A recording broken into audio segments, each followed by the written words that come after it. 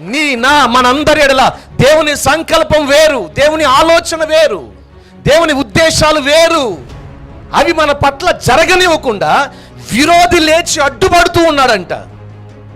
దావీదుని ముందుకెళ్ళనివ్వట్లా, అసలు దావీదు లేకుండా చేయాలని చూస్తున్నాడు. దావీదు పట్ల దేవుని సంకల్పం రాజు చేయాలని, తన ప్రజల మీద ఏలికగా నిలబెట్టాలని దేవుని సంకల్పం.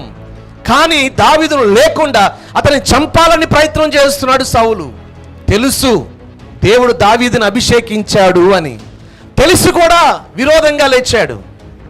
ఈ మాటలు వింటున్నప్పుడు మనకు అర్థమయ్యే ఒక లోతైన భావం ఒకటే, ఏమనంటే దేవుని ఉన్నతమైన సంకల్పము కలిగి ఎవరైతే ఉంటారో వారి మీద విరోధి ఎప్పుడూ పోరాటం చేస్తూనే ఉంటాడు. హల్లెలూయా.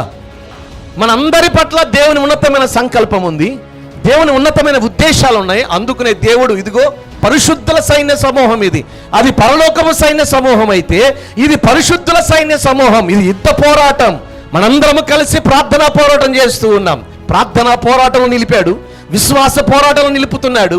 నిజమే కదా, నిరీక్షణతో ప్రభు కొరకు నిలిచి జీవించే ఒక ఆత్మీయతనిస్తున్నాడు. ఎందుకు ఇందులోకి తెచ్చాడు అంటే నీకు విరోధంగా లేచిన విరోధులపై నీకు విజయం ఇవ్వాలని. గట్టిగా ఆమేన్ చెప్పండి.